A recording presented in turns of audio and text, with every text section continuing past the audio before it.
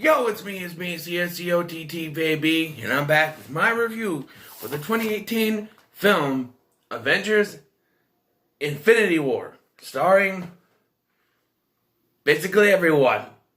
Everyone but Paul Rudd, and everyone except for people from Ant-Man and Hawkeye. So, just saying.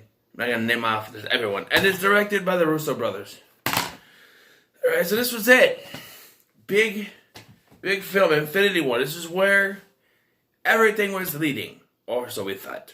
We have it. Well, originally it was going to be two parts, right? Infinity War 1 and 2. And when they said it wasn't going to be, so I'm like, okay, we're going to get a definitive ending here. And while it is a definitive ending, it's still a cliffhanger. Because, like, you know, without spoiling it yet, it's just like, okay, so what are they going to do now? You know, it's a definitive ending. But then it's just like, what are they going to do now?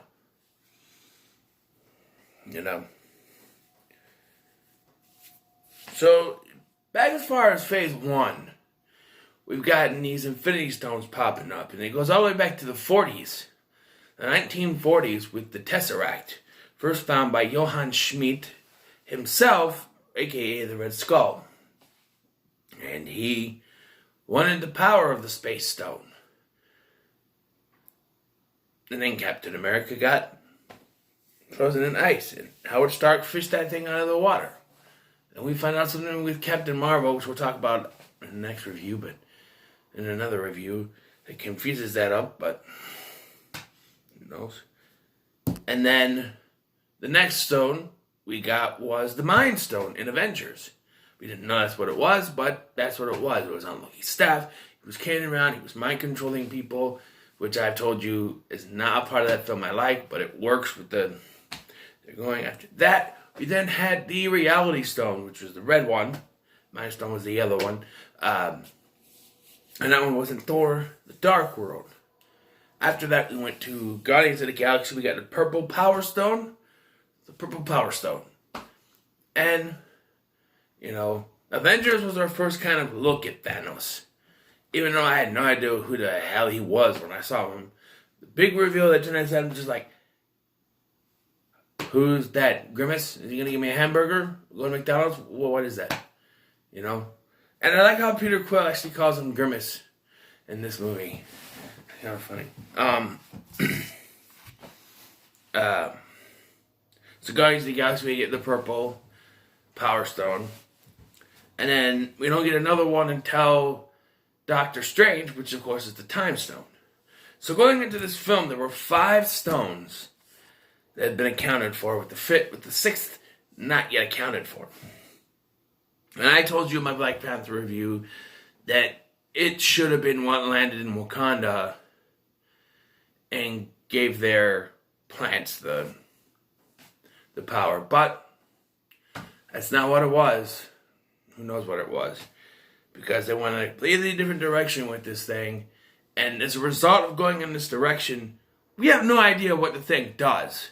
All the other things that the stones do are explained because of their location, you know, because of how they're found. They waited till this film to introduce the Soul Stone, and all we get is that you have to sacrifice a soul for a soul. That's what you have to do. The thing that you love the most. You have to sacrifice that. That's all. We don't have any explanation to the power of it, other than we see a sort of mindscape type thing with Thanos. Other than that, you don't get any explanation. So, going into this film, when I first watched it, I was ready to see all the Avengers, all the Guardians, almost everyone in the MCU team up together to take on Thanos. That is not what we got. Like, there are different factions of the Avengers separated in this film. And then when my initial watch of this, that's what I was disappointed, because they had promised us everyone fighting together. The picture shows us everyone together, but that's not what happens. I understand for story structure, you have to separate characters. I mean, Wong is only in this for like 15 minutes, and he's got to go back. Sanctum remains unguarded, and he goes back to the Sanctum, never to be seen until Endgame, which is a spoiler because they never show whether he goes poof or not. But so the faction. So it starts with where Thor Ragnarok left off. The ship is decimated. There are people that are dead. And Thor's hanging alive. Loki's there. And we get Loki saying the line, "We have a Hulk." Instead of, I thought that was pretty cool. A minute to go, yeah, we have a Hulk. And, but he gives, as foretold in Thor Ragnarok, Loki has the Tesseract. So he gives it. He's forced to give it, actually. He's going to betray Thanos, but Thanos says nope. And he gives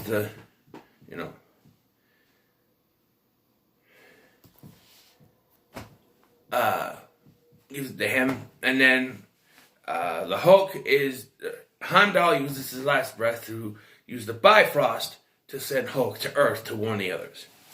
Here's what I like about Thanos, though. Thanos is not after the stones to harness their power. Like, he uses their powers, yes, but that's not what he wants them. He wants them to have all six do the snap and wipe off half of the life in the entire universe. That's what he wants. He doesn't need the stones for power. When he has them, he uses them, yes. But we see clearly in Endgame that he could take on all three, Iron Man, Captain America, and Thor, without the stones and be just fine. He's strong enough without the stones. So he's not getting the stones to use the powers to fight or anything like that. He just wants to have his goal snap. That's all he wants. And this is very much Thanos' movie. Like, by the end of the film, you realize, oh, this is not the Avengers film I thought I was going to see. You came to see the Avengers kick ass, take names, or as they say, kick names, take ass, as Mantis says, and beat Thanos and end with a happy ending. That's not what you get. I'm not going to spoil it until I get to the end of the review, but that's not what you get. This is Thanos' movie. This is Thanos' journey. We are seeing Thanos go on this journey as much as the Avengers trying to stop him. So Thanos decimates the rest of the ship. Now this has left a question which is now answered, but when this came out, people were confused because in the Ragnarok, they saved all the people on Asgard. And then they shot everyone dead, but I left a question on whether Valkyrie, Korg, Meek, and, were still alive or not. Well, we do find out the truth in that, but Thanos does say, or even Thor says, that Thanos came in, he killed half of everybody on his ship. That's Thanos' thing. He's going to kill half. He killed half of them, which means the other half was free to go. But why did they go? Why would Valkyrie leave?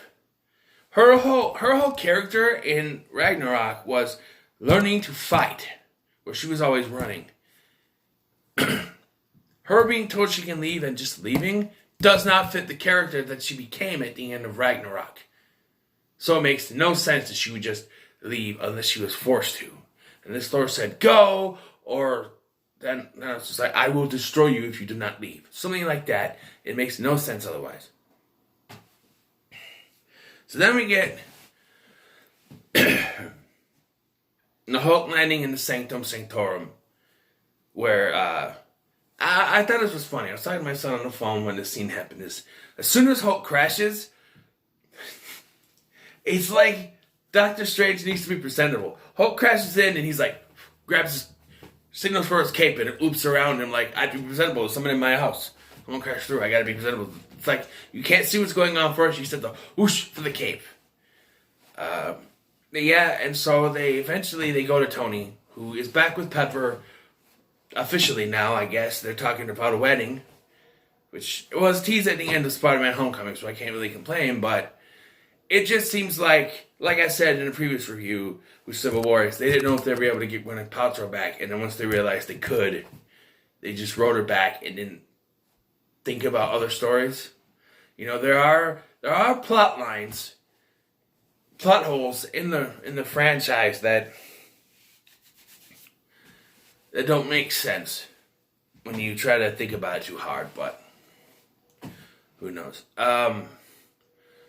So Iron Man's brought to the Sanctum Sanctorum, and they basically tell him about Thanos and what's going on.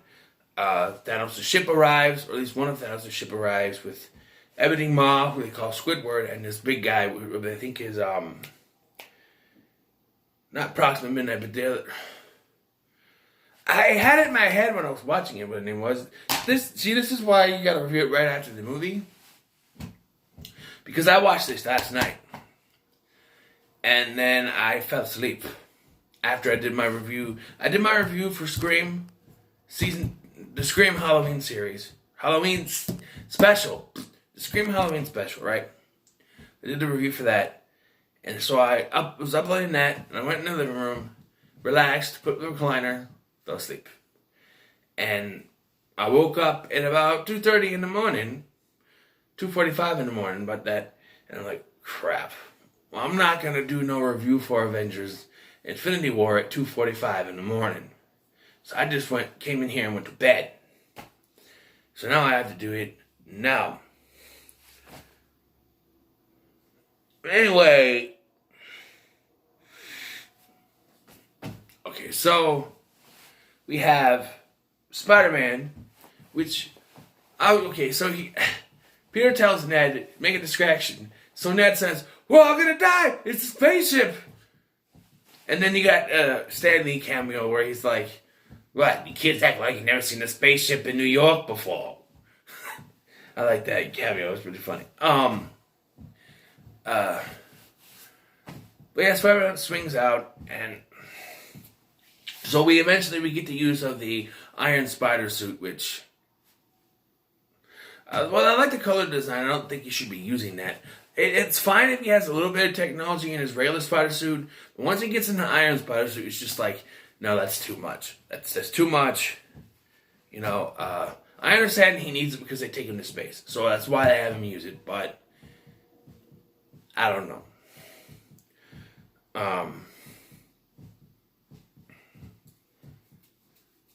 So we have Iron Man, Doctor Strange, and Peter on Thanos' ship heading towards Titan.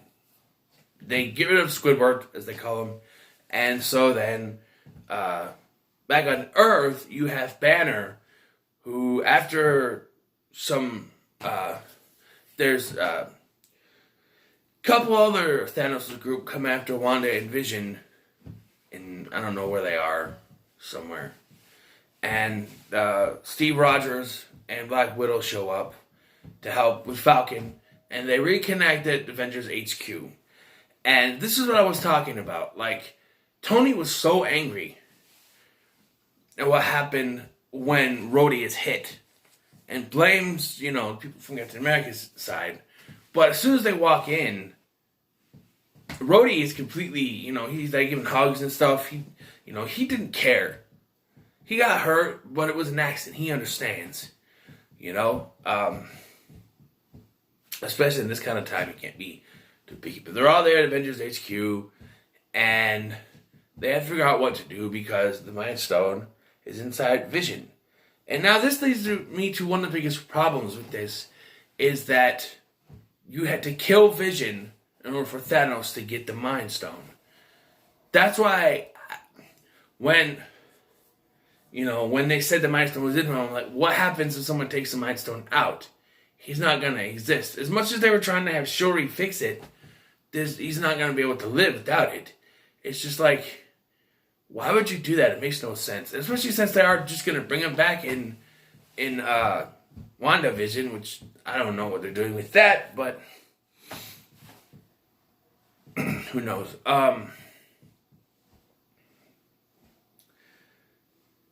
So, Then we have the Guardians, who are listening to pay yourself for the rubber band, man, for the rubber band, man, and on to lose control for the rubber band starts to dance. I like that song. I turned it up when I was, but they find Thor floating in space. How did he survive floating in space? I don't know. They've shown other people not being able to survive in space. He can survive in space, apparently. We do get deaths of Heimdall and Loki. And they say that Loki's death is permanent, although we do see a different Loki in Endgame. I'll get to that later. But they find Thor, and Thor tells them to go to Nowhere, which is a location from Guardians of the Galaxy where the Collector lives, and he has the red Infinity Stone. So they split up, and Rocket and Groot go with Thor to the place where his hammer was made, because it was destroyed by Hela, so he needs a new one. And the others go to Nowhere, where they are tricked by Thanos into believing that it's still one piece, where he decimated the place and already has the stone. And then he takes Gamora because she knows the location of the Soul Stone. And Nebula is there. Nebula ends up... I don't remember how Nebula ends up involved, but she does. Oh, she's being tortured. And then she ends up joining the Guardians afterwards. That's how Thanos gets her to tell him where the thing is. They have to go to Vormir. We'll get there. So then it's really like three different. We get the Guardians who end up on Titan. They go to Titan and they connect with Doctor Strange, Iron Man, and Spider-Man. And they both think... I love the exchange, though, where Iron Man's like, to Star-Lord, he says, "You're from Earth." He goes, "No, I'm from Missouri." He goes, "Yeah, well, that's Earth, dumbass." I love that. Yeah, so they set up a plan that would have worked had Star-Lord not fucked it up. And we'll get to that. So, we go to the place where the Mjolnir was created. And they find a giant Peter Dinklage. As weird as that is, he's a giant dwarf, which is an oxymoron. But, yes, he's there. And he plays Eitri. And Eitri is the one who created Mjolnir. And he also says he was forced to create the gauntlet for Thanos. There is a plot hole. Because it seems like this is very recent that this happened, right? Otherwise, Eitri wouldn't be as disheveled as he is. But we've seen in Avengers Age of Ultron that was 3 years prior, he just pulled it out of a container. So there's no way that it's been destroyed like this for 3 years and Thor just never heard about this place being attacked for 3 years. Yes, I know he was out of it, not knowing about what was going on in Asgard, but come on. As he's traveling the realms before Thor Ragnarok, he would have heard something. So this had to be very recent. Like, before he showed up, like, they say that, and I don't know how well we didn't get to see it, but because he has the purple stone already. And they say that he decimated Xandar. We don't get to see that? Apparently they had this elaborate opening planned, but scrapped it because it was too long. But then you're going to give us a 3-hour movie in Endgame. So who knows? But, yeah. He's already got the purple one, and now he's got the blue one.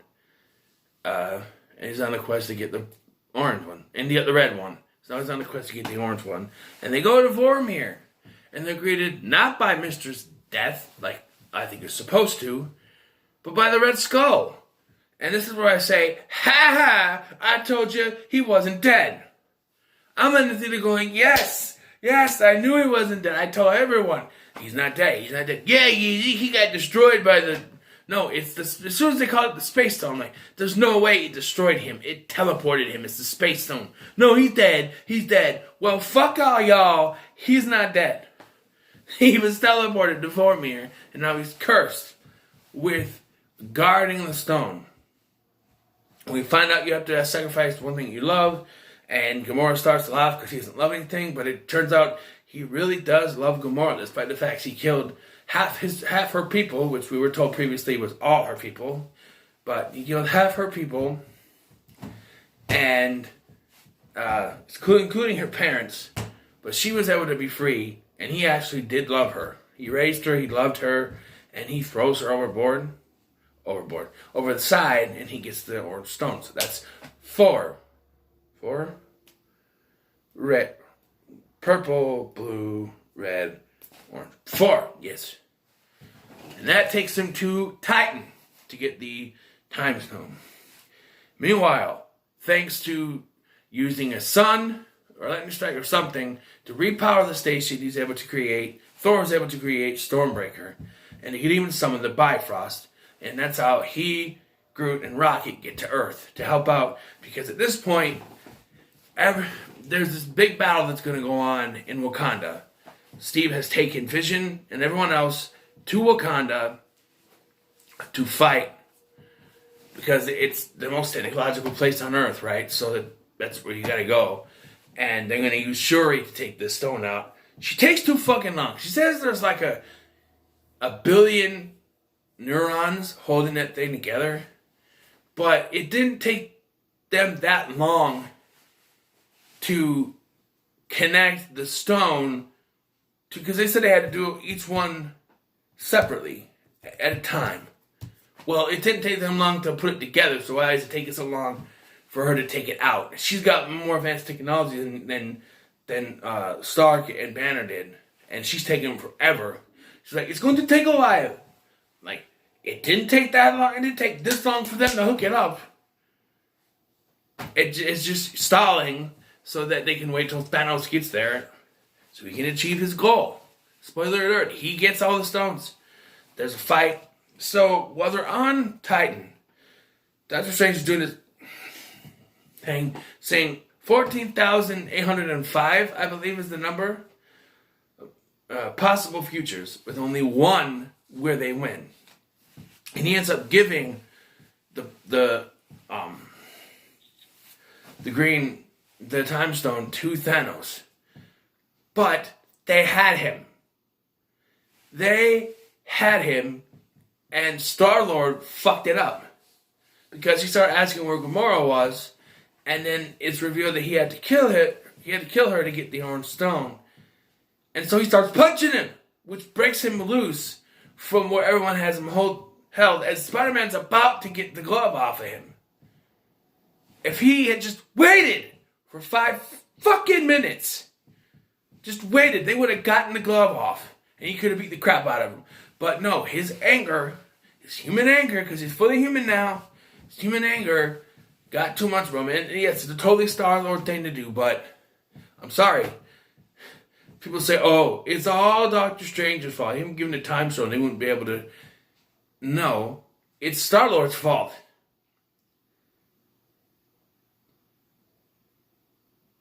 It's Star-Lord's fault. If he hadn't gotten angry and started punching him, this wouldn't have happened, but it did. And he was able to get out of there. He got the Time Stone, he went to Earth to get the Mind Stone. And he gets the Mind Stone. As soon as they said, oh, you have to destroy it, I'm like, that's not going to work. He'll just use the Time Stone to bring it back. And sure enough, Wanda uses her powers to destroy it, but all he does is bring it back. That's it. And then Thor comes after him, hits him right in the arm, but he's like, you should have went for the head. It snapped. Should have went for the head. Nice line, but you should just cut off his arm. You go and slice it there. He's got the glove that could, when he snaps, is going to wipe up half of everyone, half the people in the galaxy. Cut off his fucking arm, dude. In order for Thanos' plan to succeed, They paint these heroes who have saved the world I don't know how many times over as fucking idiots. Right? Star-Lord, okay, he's an idiot. But Thor is not. As funny as jokingly as he gets in Ragnarok, he's not an idiot. He would have chopped his arm off. In fact, he does that in Endgame, but it's a little too late for that. He would have chopped his arm off. Should have went for the head. Nice line. But he should have chopped his arm off. Just, and that's that. They would have won. Would have been over. But no. He hit him in the chest for some reason. And then he snaps. And we get the sad... And this is going to lead me to the next Doctor Who reference. Because Peter, as he starts to disappear, says, I don't want to go. Which is what the 10th Doctor said when he was about to regenerate. So that gets me every time. Because I'm like, damn you, Spider-Man, for making me cry.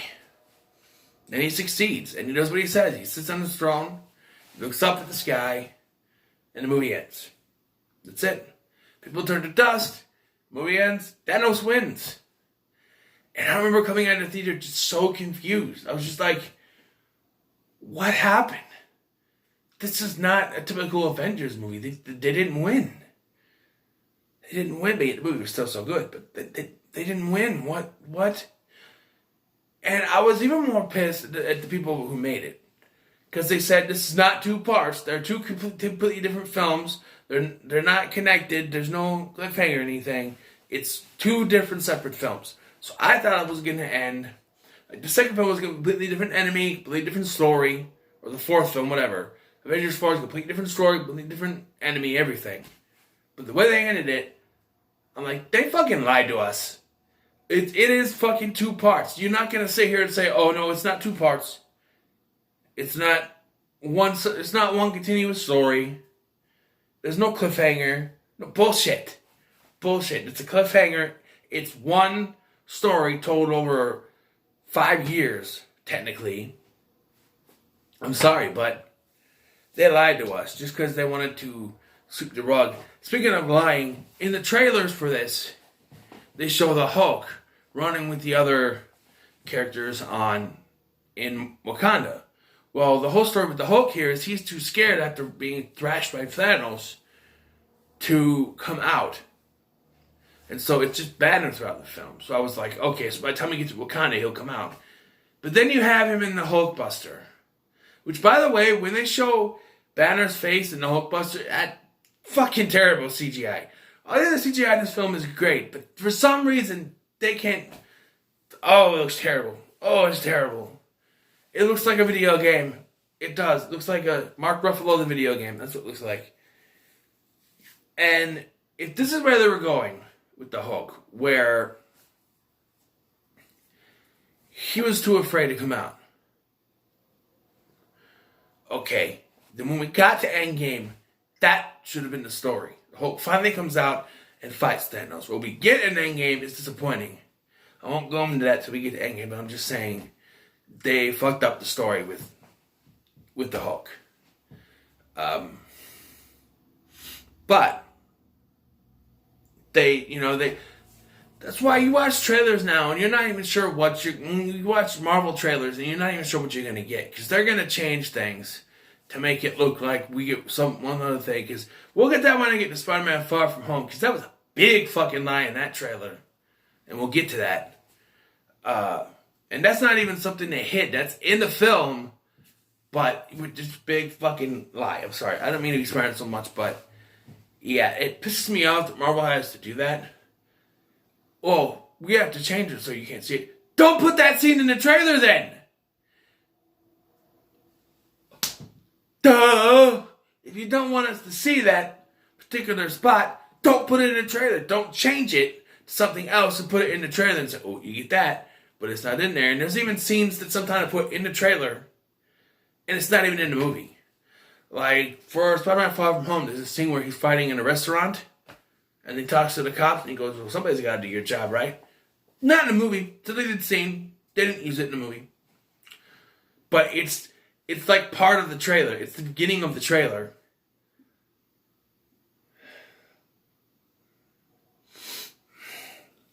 I hate that. But put it into deleted scenes. I don't know. I understand if you want to digitally change something like the Hulk to the Hulkbuster, that's fine. But when you have a scene, like the one from Spider-Man Far From Home, and you just take it out of the film completely, but it was in your trailers. It's not like a short little scene. It's a whole 5 minutes of him fighting the bad guys, talking to the cops, and saying he's going on vacation. Which you probably shouldn't have done in hindsight, but I'm just saying. But yeah, Avengers Infinity War was something that I wasn't expecting to end like it ended. I'm going to give it a 9. It's a really good film. My favorite line is, of course, when at the beginning there, when Tony's standing and he goes, "Sorry, but Earth is closed today." I love that line. So, yeah. Yeah. Even the cover shows the Hulk, and that's a freaking lie. But he is at the beginning, I guess. Oh yeah, and Bucky's there in Wakanda, but he goes Dusty. He's the first one. That's the one that made me think. He's like, "Steve?" And I goes, "Whew." I was like, oh. Because when he snapped and nothing happened, everything was just normal. And I'm like, okay, so it didn't work. And people, because I'm thinking just instantly people are going to be gone. But no, it takes a little while, just, whew, and everything. It's just, I remember coming home and just sitting there on my couch, just going, trying to process what I just saw. Because it's not your typical Avengers movie. It's, you think they're going to go in, they're going to kick names, take ass, and then it's going to be over. But it didn't. It didn't happen that way.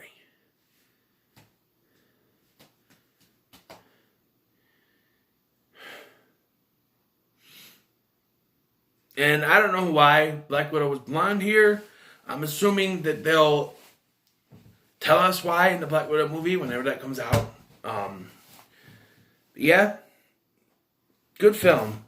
Give it a 9. So what are your thoughts on Avengers Infinity War? Let me know in the comments below. Like, share, and subscribe. See you in the next one.